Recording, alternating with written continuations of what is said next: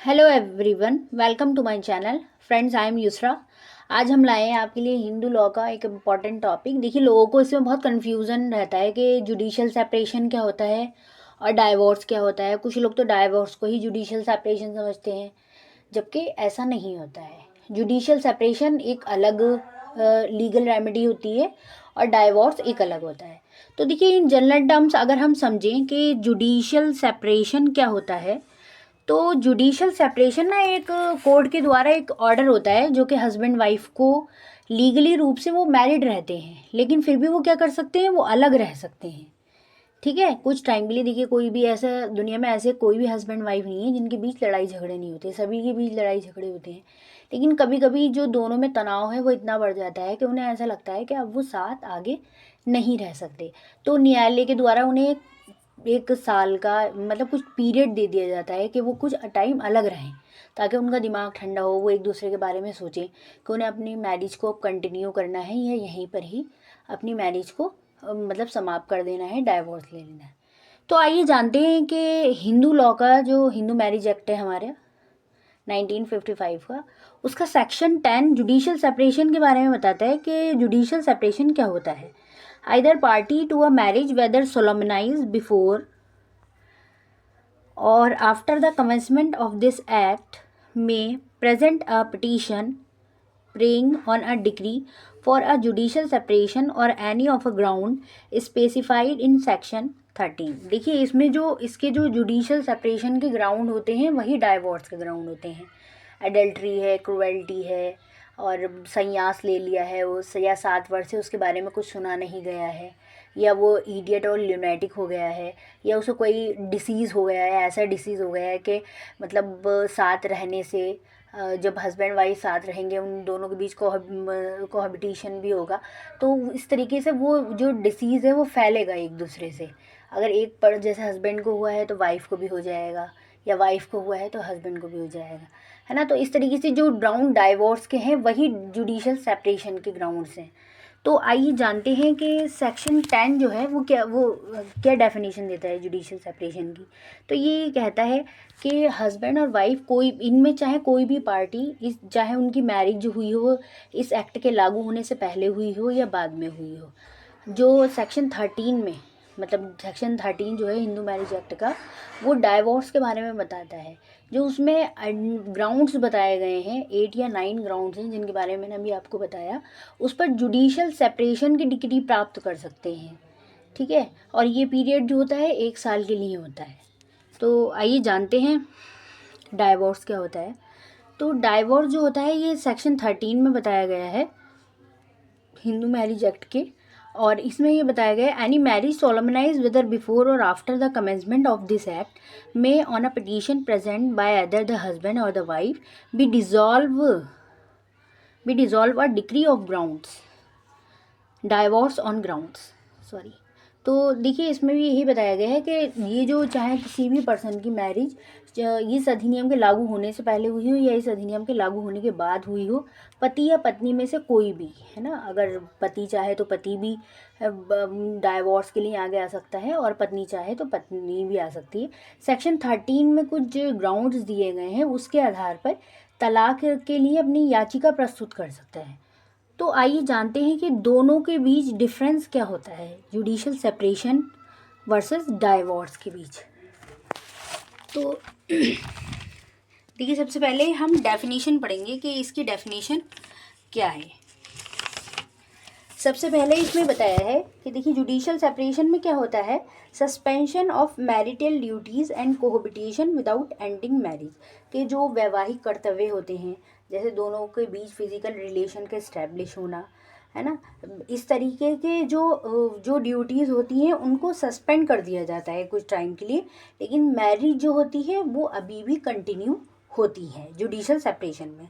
तो आइए जानते हैं कि उसमें क्या होता है डाइवोर्स में।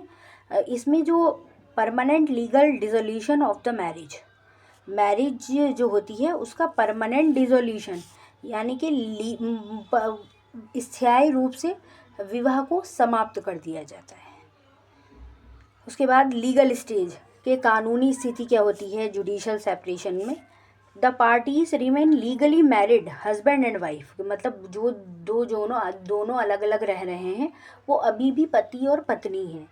लेकिन डाइवोर्स में क्या होता है, the marriage is terminated, parties become single, marriage को समाप्त कर दिया जाता है और अब वो दोनों पार्टीज, पति भी और पत्नी भी, अब वो क्या हो जाते हैं, अविवाहित हो जाते हैं।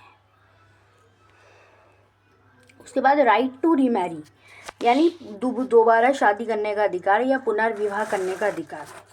तो इसमें ये बताया है कि जो जुडिशियल सेपरेशन होता है, not allowed remarrying is considered bigamy, अगर इसमें दोबारा शादी करना अलाउ नहीं होता और अगर कोई पार्टी दोनों में से पति या पत्नी ऐसा कर लेती है तो वो बाइगेमी के लिए लायबल होगी, उनका द्विविवाह माना जाएगा, क्योंकि वो अभी भी, उनकी मैरिज जो होती है वो अभी भी एग्जिस्टेंस कर रही है। लेकिन डाइवोर्स में क्या होता है, parties are free to remarry, वो फ्री हो जाती हैं क्या करने के लिए, मैरिज करने के लिए। डिक्री एंड अपील पीरियड, लेकिन इसमें ये होता है कि अपील की, अब जैसे डाइवोर्स हो गया है, डाइवोर्स की डिक्री मिल गई तो उसमें एक अपील का टाइम दिया जाता है कि इतने टाइम में आपको अपील करनी है। लेकिन जब वो अपील करने का टाइम भी लैप्स हो जाता है, ख़त्म हो जाता है, तो उसके बाद ही जो आप रीमैरिज जो है वो कर सकते हैं। उसके बाद फाइलिंग टाइम है ना, कि दाखिल करने की समय सीमा क्या है, विवाह के बाद कभी भी दाखिल किया जा सकता है, can be filed any time after marriage, कि मतलब जो जुडिशियल सेपरेशन होता है उसे कभी भी दाखिल कर सकते हैं। लेकिन जो डाइवोर्स होती है, डाइवोर्स के लिए जो है न्यायालय के द्वारा एक समय सीमा होती है कि आप अगर डाइवोर्स के लिए पिटीशन दायर करना चाहते हैं न्यायालय में, तो कम से कम आपके विवाह को अभी 1 वर्ष हुआ हो, 1 वर्ष के बाद ही आप न्यायालय में तलाक की याचिका दायर कर सकती हैं। उसके बाद है रिकन्सिलिएशन। रिकन्सिलिएशन की मीनिंग है कि मेल मिलाप के लिए समय देना, कि इस तरीके से कि बातचीत हो जाए। देखिए, इसका जो मुख्य उद्देश्य होता है जुडिशियल सेपरेशन का, the primary aim is to provide space for reconciliation, इसका जो प्राइमरी एम होता है, मेल मिलाप हो जाए, अच्छा है, दोनों पार्टी समझ जाएं, हस्बैंड वाइफ जिन्होंने शादी की है, कि वो अपनी मैरिज को कंटिन्यू करें, अपनी मैरिज को जो है समाप्त ना करें। अब इस बात पे बहुत अच्छे से सोच विचार कर लें कि अगर वो अब इस बात पे ठंडे दिमाग से सोचें, क्योंकि जब दूर होते हैं, दोनों अलग रहते हैं, तो हो सकता है उन्हें समझ में आ जाए इस तरीके की बात। लेकिन इसका जो एम होता है, इसमें जो लीगल इसका एम होता है डाइवोर्स का, aim is permanent and the obligation reconciliation is not accepted, इसमें जो होता है, इसमें कोई मेल मिलाप का वो नहीं होता है, इसमें जो होता है विवाह को हमेशा के लिए समाप्त कर दिया जाता है डाइवोर्स में। उसके बाद लीगल प्रोविज़न, मतलब कानूनी प्रावधान, जो हिंदू मैरिज एक्ट 1955 है, उसमें जुडिशियल सेपरेशन से रिलेटेड प्रोविज़न कहाँ दिए हुए हैं, वो दिए हुए हैं सेक्शन 10, मतलब हिंदू मैरिज एक्ट के सेक्शन 10 में दिए हुए हैं, और स्पेशल मैरिज एक्ट के सेक्शन 23 में दिए हुए हैं जुडिशियल सेपरेशन के। और वहीं डाइवोर्स के जो लीगल प्रोविज़न है, जो संबंधित प्रावधान है, वो कहाँ दिए हुए हैं, सेक्शन 13 में दिए हुए हैं हिंदू मैरिज एक्ट के, और स्पेशल मैरिज एक्ट के सेक्शन 27 में दिए हुए हैं। उसके बाद आते हैं इनहेरिटेंस राइट, यानी जब वो उन दोनों के बीच डाइवोर्स हो जाता है, तलाक हो जाता है या जुडिशियल सेपरेशन हो जाता है, तो उसमें जो उत्तराधिकार है उसमें क्या क्या राइट्स मिलते हैं। उत्तराधिकार के, देखिए, जब जुडिशियल सेपरेशन होता है तो उसमें तो पति पत्नी जो होते हैं उनको उत्तराधिकारी बने रहते हैं अपने, क्योंकि उनका मैरिज अभी भी एग्जिस्टेंस में होती है, अभी भी कंटिन्यू है उन दोनों के बीच। लेकिन जब डाइवोर्स हो जाता है उसके बाद उत्तराधिकार का सब जो अधिकार है वो क्या हो जाता है, वो समाप्त हो जाता है। उसके बाद नेक्स्ट है आप हमारा रिवर्सिबिलिटी, मतलब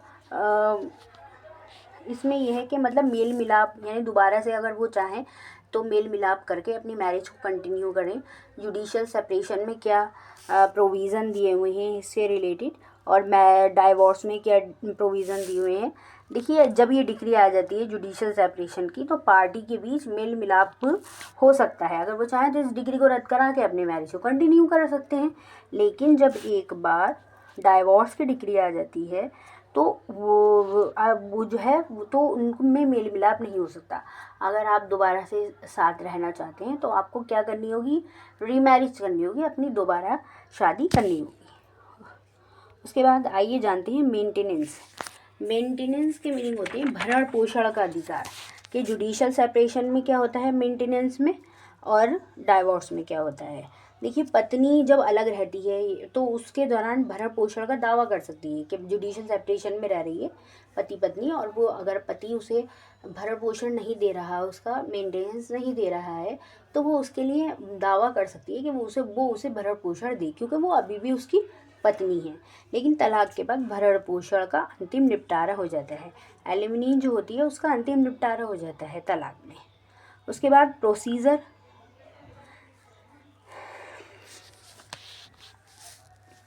देखिए इसे कूलिंग पीरियड भी कहते हैं। ये जो होता है ना हमारा जुडिशल सेपरेशन, इसे कूलिंग पीरियड या अल्टरनेटिव ऑप्शन ऑफ डाइवोर्स के मतलब आप चाहें तो थोड़ा शांत दिमाग से ठंडे मन से सोचें कि अब आप दोनों साथ रह सकते हैं या नहीं रह सकते हैं। और अगर उन दोनों को ऐसा लगता है कि हाँ उन्हें अपनी मैरिज को कंटिन्यू करना चाहिए और अपने रिश्ते को आगे बनाए रखना चाहिए, तो वो अपनी मैरिज को कंटिन्यू कर सकते हैं।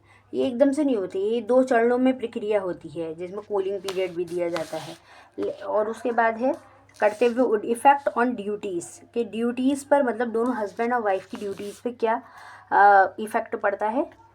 तो इसमें ये बताया कि कोहबिटेशन का राइट जो होता है हस्बैंड वाइफ का जुडिशियल सेपरेशन में, वही निलंबित होता है। उनके जो वो होता है पति पत्नी का अधिकार, वो निलंबित नहीं होता है। लेकिन वो जो है जब डाइवोर्स हो जाता है तो जो कोहबिटेशन का राइट है, और वो जो पति पत्नी हैं वो अब नहीं रहते हैं, वो अविवाहित पुरुष और अविवाहित स्त्री हो जाते हैं। आज की वीडियो में इतना ही। अगर आपको मेरा पढ़ाया हुआ समझ में आया तो आप मेरे चैनल को लाइक शेयर सब्सक्राइब कर सकते हैं। Thank you very much.